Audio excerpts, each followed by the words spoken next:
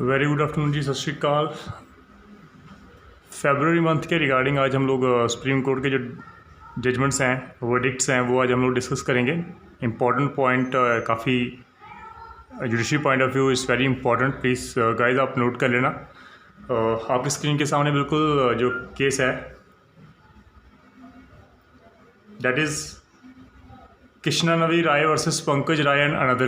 This is the case in which the Supreme Court has observed कि जो marriage जो contract किया था आपने during the pendency of an appeal, marriage contracted during the pendency of an appeal from a divorce decree is not अब an issue void, especially when such an appeal is filed after the expiry of the period of limitation.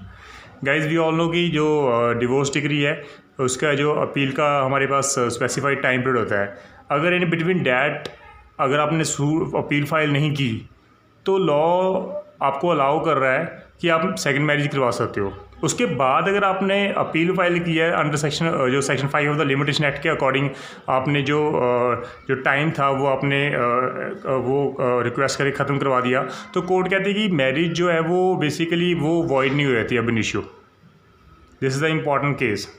Second important case जो हमारे पास है वो district bar association Dehradun through secretary versus Ishwar Sahandila and others का case है। Court ने या basically supreme court ने स्पेशली बिल्कुल मना कर दिया कि जो हमारे कोर्ट्स हैं वो बाइकआउट कर देते हैं कभी कभी, ये जस्टिफाइड नहीं है।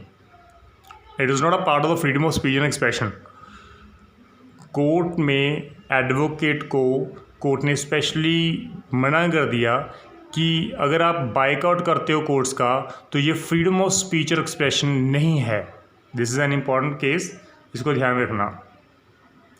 Then another case Dheeraj Mor versus honourable high court of Delhi.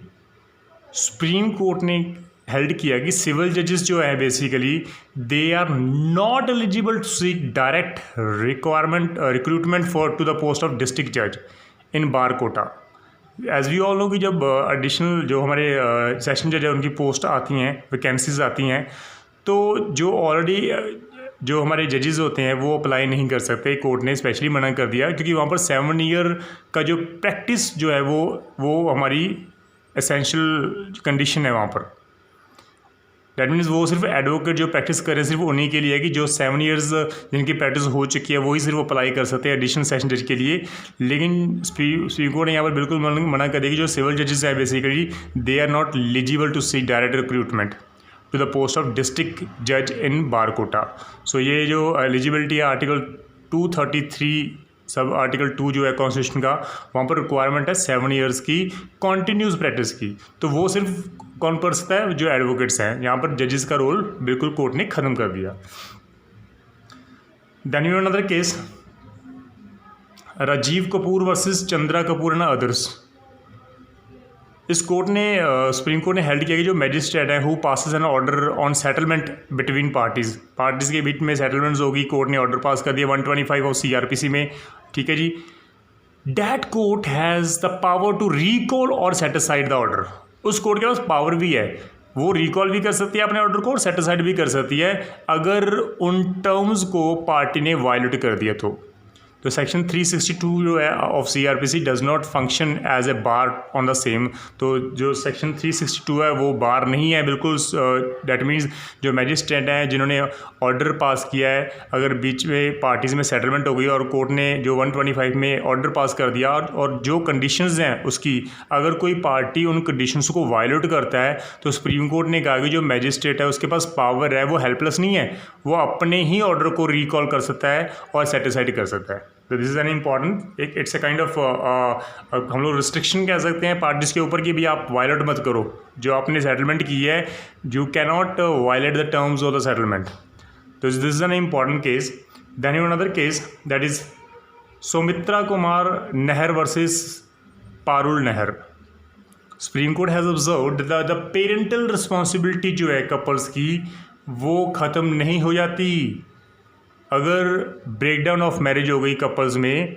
इसका मतलब ये नहीं कि आप बच्चों की केयर नहीं करोगे। दोनों persons husband and wife they are still bound to maintain their children. तो यहाँ पर कोर्ट ने स्पेशली बिल्कुल क्लियर कर दिया था, Supreme court has observed the parental responsibility, word they have used, the parental responsibility does not end with the burden of marriage. Another case, Hira Lal versus state of Bihar and others, Supreme Court has specifically observed that the right to pension is covered under the right to property. Article 300A of the constitution जो है उसमें ये दिया गया है और court ने mention कर दिया इस डिसीजन में कि जो राइट टू पेंशन है it is a right to property, it is covered under the right to property act. तो इसलिए it can not be taken away by the mayor executive और फाइट और एडमिनिस्ट्रेटिव इंस्ट्रक्शन। आप administrative instruction जो executive power use करके किसी भी persons के राइट टू पेंशन को ख़त्म नहीं कर सकते। कोर्ट ने ये बिल्कुल क्लियर कर दिया। Another case, APS forex services private limited versus Shakti international fashion linkers, defence that cheque issued as security not believable in absence of further evidence to rebut presumption 139 negotiable instrument act.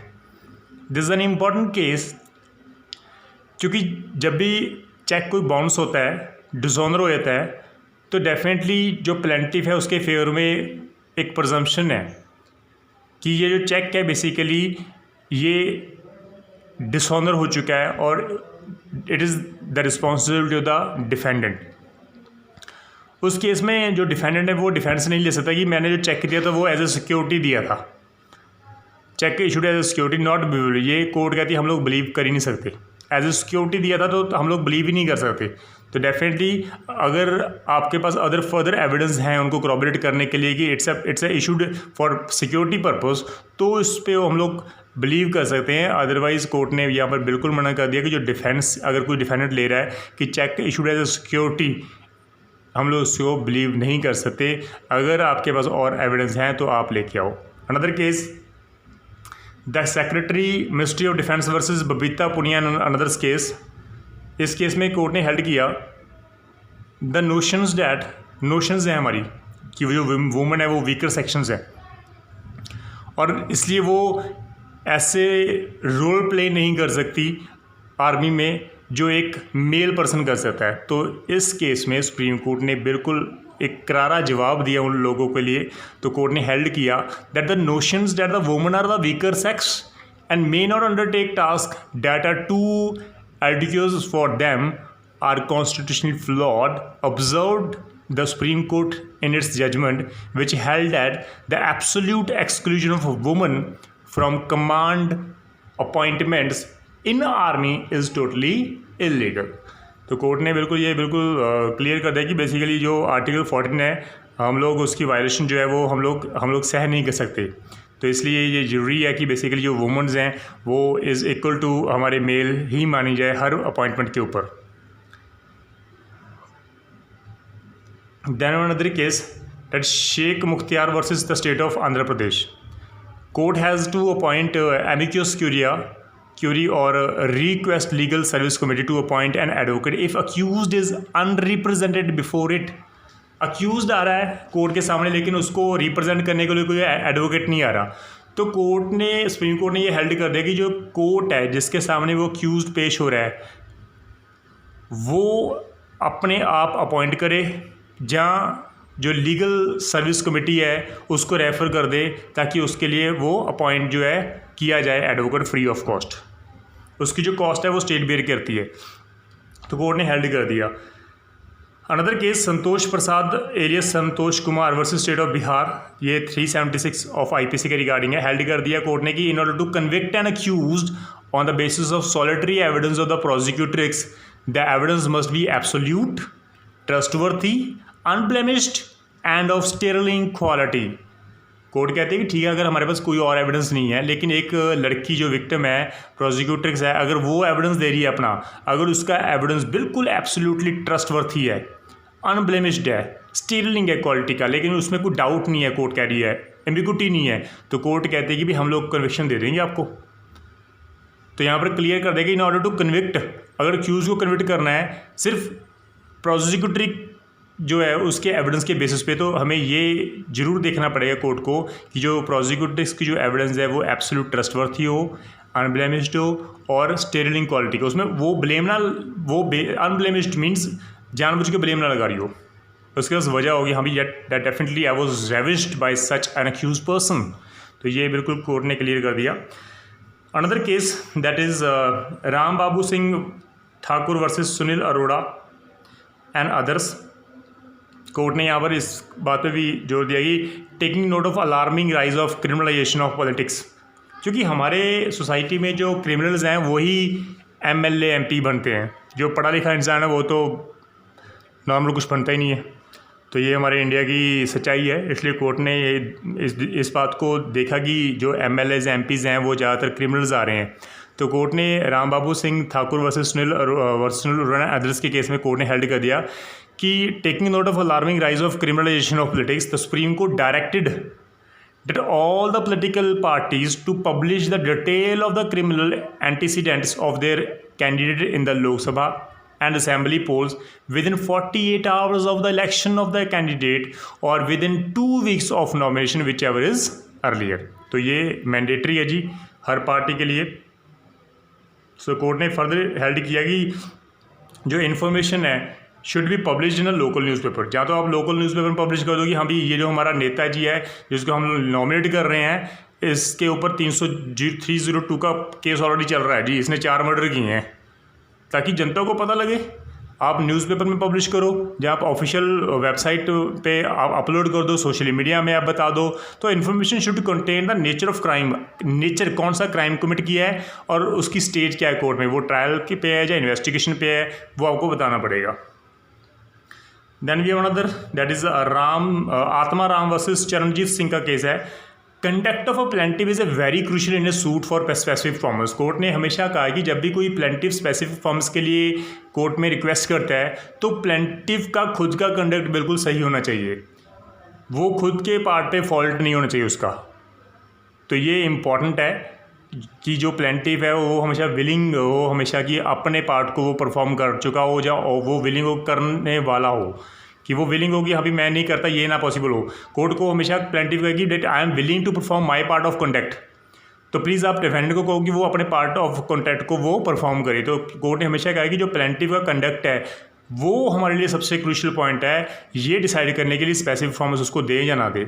Then we have another case in re exploitation of children in orphans in state of Tamil Nadu versus Union of India। This is an important case क्योंकि child in conflict with law होते हैं basically, they can not be kept in jail और police lockup under any circumstances, word use किया है वो आपने। Court ने कहा कि अगर बच्चा अपराध करता है, ऑफेंस कमिट करता है, क्राइम कमिट करता है, तो उस बच्चे को जो कन्फ्लिक्ट विद लॉ है उसको आप जेल में नहीं रख सकते, आप उसको पुलिस लॉकअप में भी नहीं रख सकते, चाहे कोई भी सर्कमस्टांसेस हो जाए। Another case Ramesh Malhotra versus Krishna Malhotra. Maintenance and petition जो अगर 125 CRPC में फाइल कर रहे हो, अगर वाइफ द्वारा फाइल किया है, who was granted permanent alimony under section 25 Hindu marriage act can not be entertain. Court ने कहा कि अगर वाइफ ने सेक्शन 25 हिंदू मैरिज एक्ट में लमसम पेमेंट ले ली अपने हस्बैंड से, तो वो 125 CRPC में एप्लीकेशन मूव नहीं कर सकती मेंटेनेंस के लिए। This is one of the most important case. Wife who has received the lump sum money under section 25 of the Hindu Marriage Act is totally disentitled, is not entitled to get the maintenance under section 125 of CRPC. Another case, Rajesh Bhai Mulji Bhai Patel versus State of Gujarat. Supreme Court has observed that a check bonus complaint under section 138 of Negotiable Instrument Act cannot be quashed when disputed question of facts are involved. Normally क्या होता है कि हम लोग high court चले जाते हैं कि हाँ भी हमारे जहाँ कोर्ट में हम लोग एप्लीकेशन लगाते हैं, हमारी जो कंप्लेंट है उसको क्वैश कर दिया जाए, हाई कोर्ट क्वैश कर देती है नॉर्मली। सुप्रीम कोर्ट ने क्लियर कर दिया कि अगर वहाँ पे दोनों पार्टी में अगर डिस्प्यूटेड क्वेश्चन हैं तो किसी भी हालात में उस कंप्लेंट को क्वैश नहीं किया जाता। It's very clear. Supreme court has observed that the cheque bounce complaint under section 138 of NI act can not be quashed. जब भी अगर डिस्प्यूटेड क्वेश्चन हो तो उसको कोर्ट को सुनना ही पड़ेगा, उसका ट्रायल करना ही पड़ेगा। Rajiv Kaurav versus Baisaheb and others का केस है। ये बेसिकली 482 ऑफ CRPC के रिगार्डिंग केस है। कोर्ट कैन नॉट, जो हाई कोर्ट है बेसिकली वो क्वैश नहीं कर सकती criminal proceeding just on the basis of the assessment of 161 statements.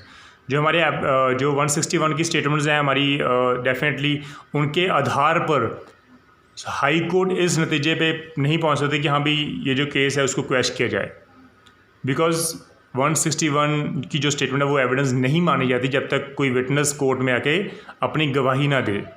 तो इसलिए कोर्ट ने यहाँ पर, सुप्रीम कोर्ट ने बिल्कुल क्लियर कर दिया था कि high court can not quash criminal proceeding on the basis of its assessment of 161 statements.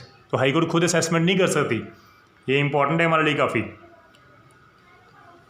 Arun Singh versus State of UP, of settlement between the victim and the accused not a valid ground to quash FIR charge sheet when offences are serious and against the society। High court ने, Supreme court ने बिल्कुल clear कर दिया कि भाई अगर victim और accused के बीच में अगर सेटलमेंट भी हो जाए ना, तब भी जो सीरियस केसेस हैं, जो अगेंस्ट द सोसाइटी जो सीरियस ऑफेंसेस हैं, उन FIRs को, चार्जशीट को क्वैश नहीं किया जाता। ये इंपॉर्टेंट है हमारे लिए।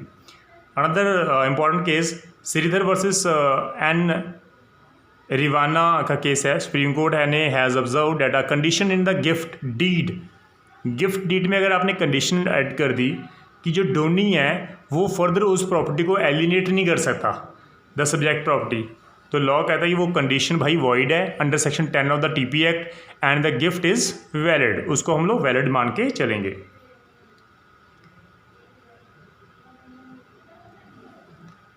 Then we have a Prithvi Raj Chauhan versus Union of India, important one further।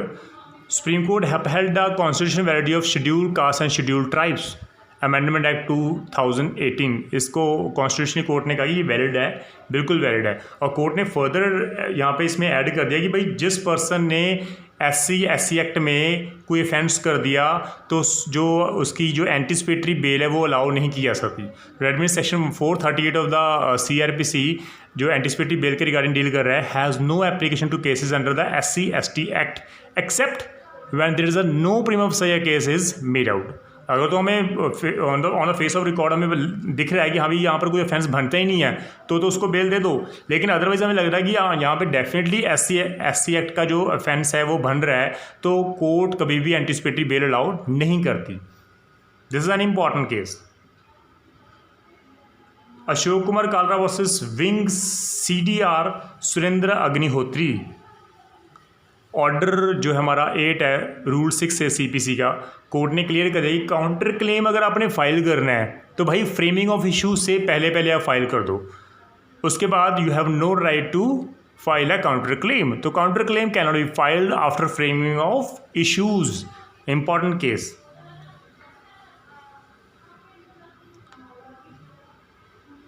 CS Venkatesh versus ASC Murthy का केस है। Supreme court has observed that it is mandatory on the part of the plaintiff in a specific performance suit to prove that he has a means to generate the consideration amount। मैंने आपको पहले भी कहा कि जो specific performance के regarding plaintiff को ये प्रूव करना पड़ेगा, सर मैं तो विलिंग हो जी, मैं तो पेमेंट देने को रेडी हूँ, आई एम विलिंग टू पे। तो ये जस्ट कि मेरे plea that he is ready to pay the consideration without any material to substantiate this plea is not a accepted one. Court ने कहा कि भाई ठीक है आप प्ली ले रहे हो कि मैं पैसे दे दूंगा, कोर्ट ने कहा आपके पास पैसे कहाँ हैं, पहले ये शो करो। तो यू हैव टू शो कि ब्लड I have a money, I have a source to pay, मेरे पास सोर्स है मैं उसको पे कर सकता हूँ। You have to show. तो यहाँ पर just mere plea that he is ready, mean the plaintiff is ready to pay the consideration without any material की वो शो नहीं कर रहा सोर्सेज, तो ये एक्सेप्टेबल नहीं है। कोर्ट ने ये बिल्कुल क्लियर कर दिया। Lok Prahari versus union of India, there can be no review of an order passed in review petition. Court ने कहा कि अगर कोई ऑर्डर रिव्यू में पास कर दिया किसी कोर्ट ने तो उसके अगेंस्ट फर्दर रिव्यू जो है वो अलाउ नहीं की जा सकती। तो review order can not be allowed for basically pass जो ऑर्डर पास किया रिव्यू पिटिशन में, उसके अगेंस्ट आप रिव्यू पिटिशन फर्दर फाइल नहीं कर सकते। Premchand versus state of Uttar Pradesh का केस है हमारा। Supreme court has observed that the prosecution of a person on the basis of a second FIR is not substantiable if its substratum is same as that of the first FIR। Court ने कहा कि भाई अगर एक already FIR हो जो है वो पहले उसके अक्यूज़ के ऊपर पेंडिंग थी, तो अब सेकंड FIR नहीं कर सकते। अगर दोनों के फैक्ट सेम है तो definitely second FIR is not allowed. आप जस्ट स्टोरी चेंज कर दो, लेकिन अगर हमें पता ही वो पर्पस सेम है उसका, तो डेफिनेटली सेकंड FIR अलाउ नहीं हम लोग कर सकते। ये हमारा क्लियर कट लॉ है।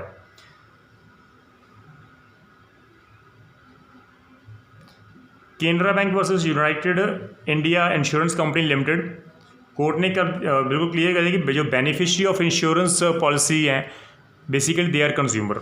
अगर किसी की सपोज ए ने अगर कोई इंश्योरेंस पॉलिसी ली है, तो अगर उसकी डेथ होती है तो जो उसके लीगल जो रिप्रेजेंटेटिव्स हैं वो कंज्यूमर माने जाएंगे, इन स्पाइट ऑफ की that they are not the parties to the contract of insurance. Court ने ये बिल्कुल क्लियर कर दिया कि भाई उसके बावजूद भी वो कंज्यूमर्स हैं। तो guys this are the important judgment जो हमारी फरवरी 2020 में पास हुई थी, और उसके रिगार्डिंग मैंने सारी अपलोड कर दी हैं। मार्च की मैंने अपलोड कर दी हैं, मार्च अप्रैल मई ऑलरेडी अपलोड हो चुका है मेरा, जस्ट फरवरी अभी मैंने अपलोड किया, तो जनवरी एक हमारा रह गया, और उसके बाद हम लोग जून के रिगार्डिंग हम लोग करेंगे। तो जैसे जैसे हर मंथ के रिगार्डिंग हम लोग अपडेट करते रहेंगे आपको, क्योंकि ये जो जजमेंट्स हैं बेसिकली वो प्री पॉइंट ऑफ व्यू काफ़ी इंपॉर्टेंस मानी जाती है, और मेन में तो काफ़ी इनका इंपॉर्टेंट रोल होता है। तो गाइज़ प्लीज़ इसको आप ध्यान में रखना कि जो इंपॉर्टेंट जजमेंट्स हैं वही मैं सिर्फ आपके साथ शेयर करता हूँ, अनइम्पॉर्टेंट जजमेंट्स के लिए मैं आपका टाइम वेस्ट नहीं करूँगा। तो थैंक यू सो मच, सत श्री अकाल।